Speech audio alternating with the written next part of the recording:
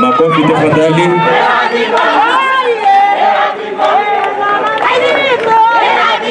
Karibuni.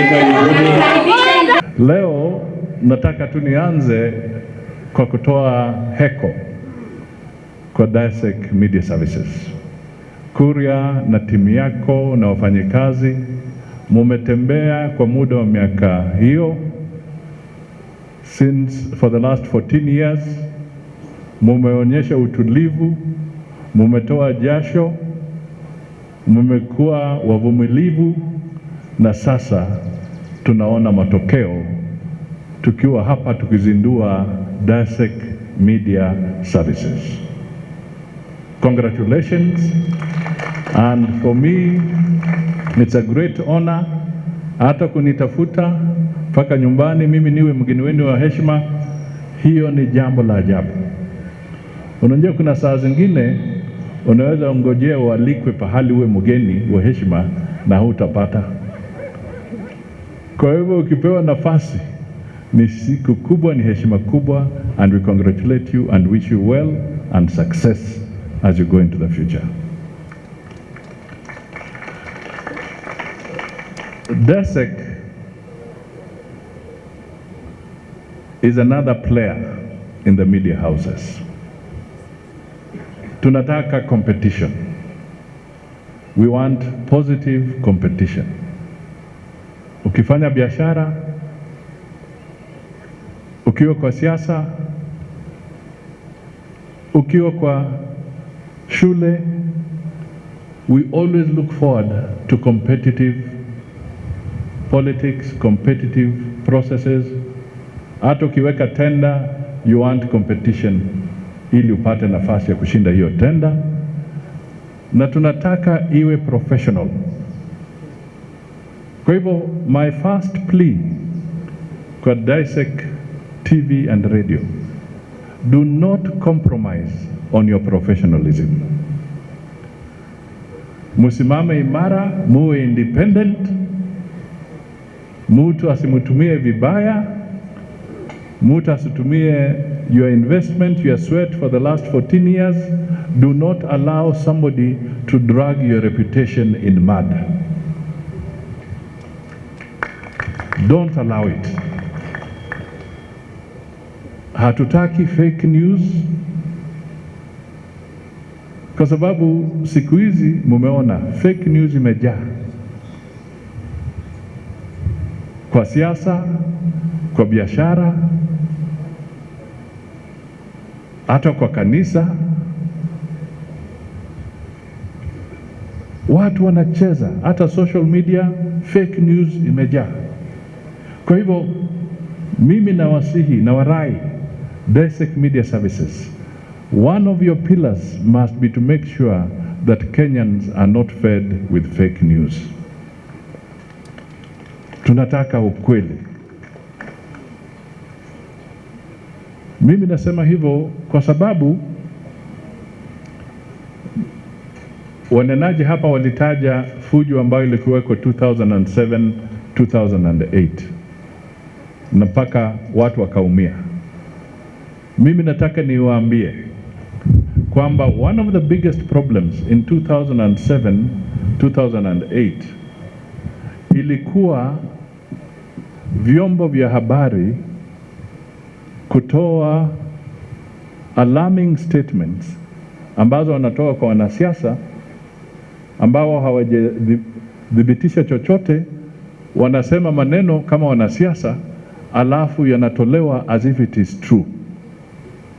Na tukagundua baadaye kwamba wale wanasiasa, they were just fanning emotions, but there was no truth in some of the things they were saying. The consequences were terrible.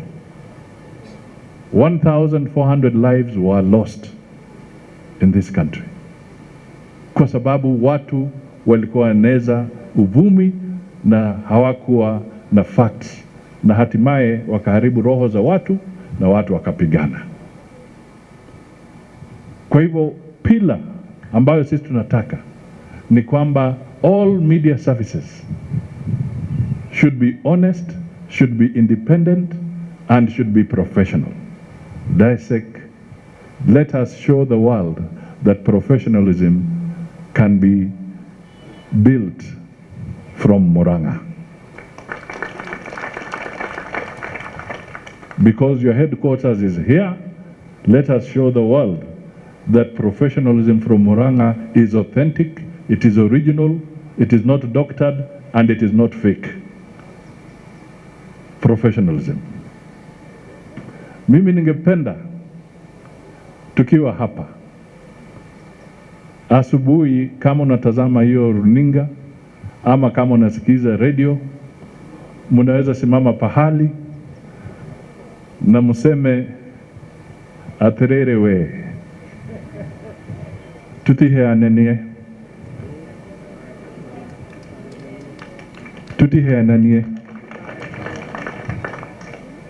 mugambo wa mugikuyu nurugatia nuaugatia. You become a benchmark of the truth. Tusidanganyane. Watu wakisema museme tusidanganyane, tunataka tujue mugambo wa Agikuyu umesema nini. It becomes the reference point for truth, for facts, for detail, for education, so that Kenya can become better and you can become a reliable media service, and that is what Kenya needs. Kwa sababu tumechezewa. Hata sasa, why I'm happy to come here and launch, kwa sababu vyombo vingine vya habari, na sitaki kutaja majina, tayari vimewekwa kwa mfuko, and they want to give the impression that this country can only be led by X or Y. They don't want other people to know that there are other leaders in this country, because their professionalism has been compromised. They are no longer objective. They are trying to force us into a particular direction. Na ndio kwa sababu mimi nasema kama wa Kenya, as we enter 2022, we should not allow ourselves to be intimidated. We should not allow ourselves to be bullied. We should not allow ourselves to shurutishwe ati lazima awe mtu fulani ama mtu fulani. Let us choose independently. Let us choose independently. Let us make that decision. If we fail, if we will have made a wrong decision, let us say we made the wrong decision and I blame myself because I made that wrong decision. We should not create room for 2022 for other people to have scapegoats. Kusema kwamba we were forced to vote for so and so when we did not want to vote for so and so. Let us be independent.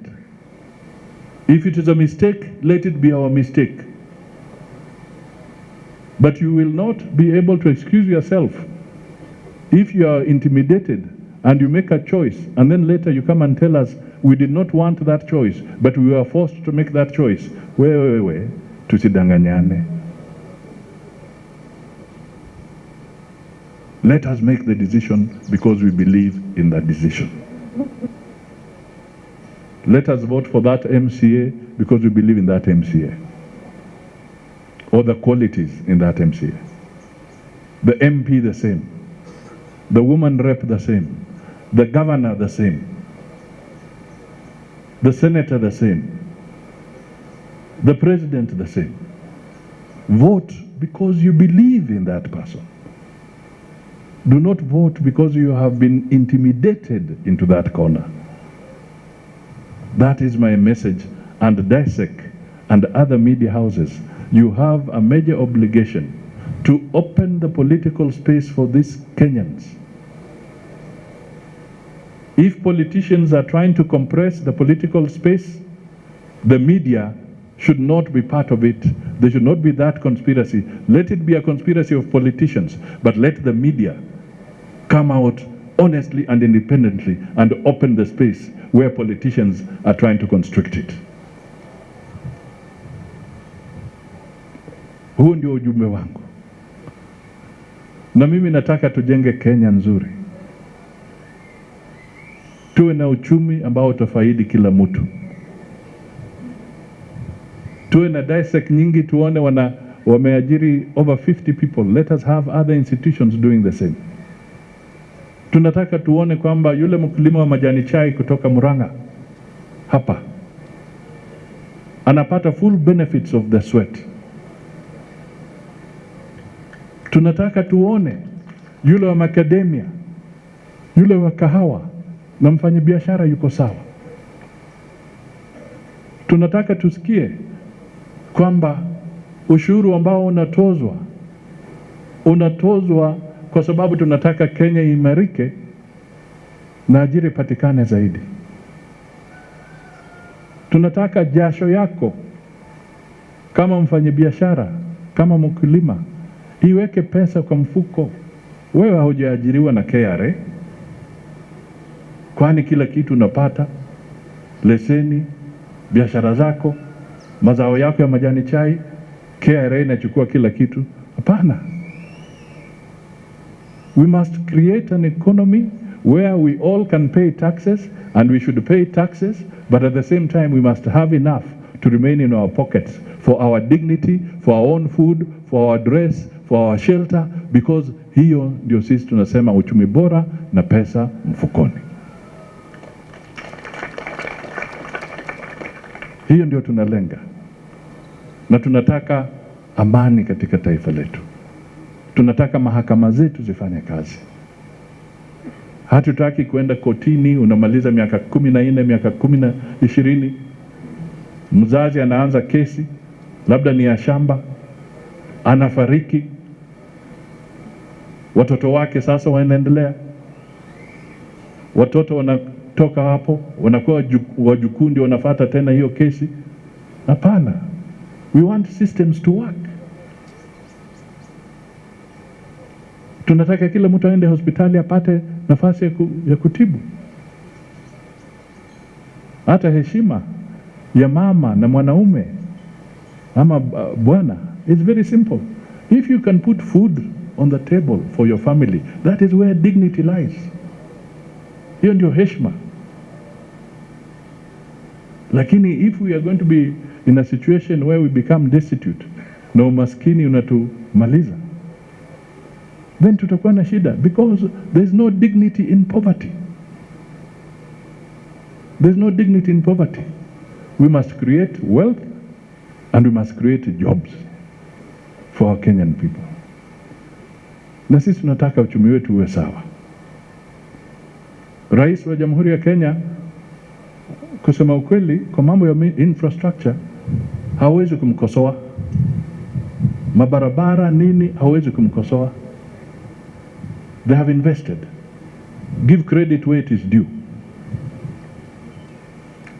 But now we must tackle the debt problem. We give credit where it's due, but now we must tackle the debt problem. Ni kwa nini tunazungumza swala hili? Kwa sababu ni lazima tukumbuke kwamba serikali haina pesa zake binafsi. Serikali inatoa pesa kwa ushuru, alafu inakopa kiasi. There is no other source of revenue for a government. It's basically taxation, and where possible they borrow. Kwa hivyo, ikiwa tunataka yule mfanyabiashara hapa Murang'a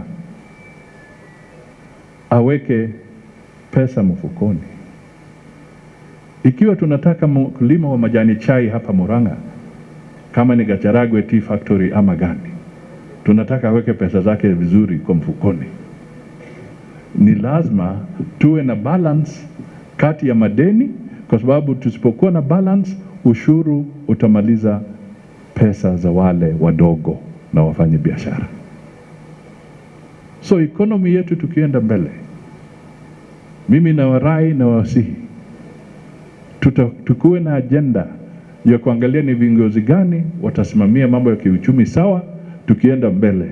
Na mimi nataka niwaambie chama cha ANC Amani National Congress, we have the capacity to lead the country in the right direction without fear or favor, without discrimination, without ethnicity.